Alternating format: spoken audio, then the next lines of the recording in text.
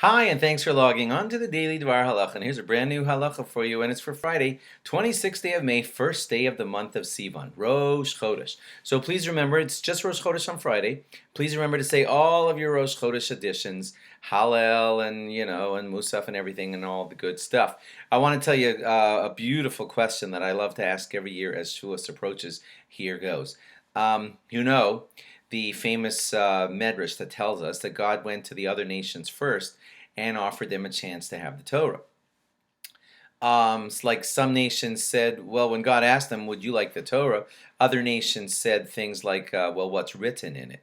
And God said, oh, I don't like that attitude, but if you want to know what's written in it, he knew that that nation was into stealing. He says, you're not allowed to steal. They said, forget it, it's not going to work. And then he went to another nation and said, do you want the Torah? And they said, what's written in it? And God said, don't like that attitude. He knew they were murderers, so he said, okay, it says you're not allowed to kill in the Torah. They said, no, it's not going to work. And so he went on from nation to nation, and they all asked the same thing, what's written in it? And then they had these kind of answers. He showed them something that was written in it that didn't fit for them. And then he finally got to the Jewish people, and the Jewish people said, Nasa v'nishma, we will do it and we will listen. And that showed a tremendous zeal, and God said, that's my people. Now, I could have ended this Dvar Torah right there, but that already shows a beautiful thing about the Jewish people. But I once heard this interesting question.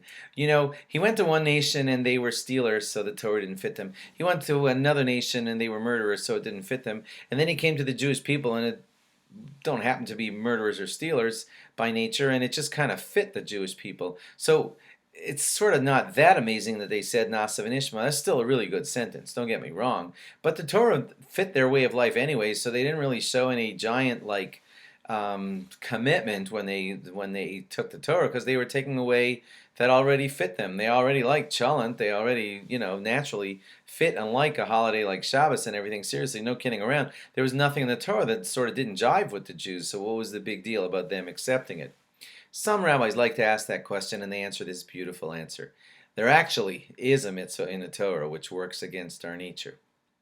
And it was difficult for the Jews to surmount this, and they did it anyway. And you know what that mitzvah was? It's going to surprise you. It's actually a mitzvah that was given to the Jewish people right before they got the Torah.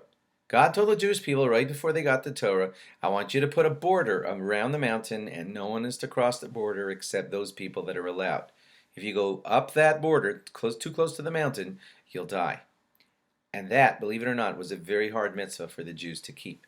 The Jews by nature are very curious people, very intellectually driven, and always wanting to know the deeper meaning behind everything. And when you tell them, that's a mountain, that's where the giving of Torah will be, and don't you dare go past that border onto the mountain, that's hard for a Jew.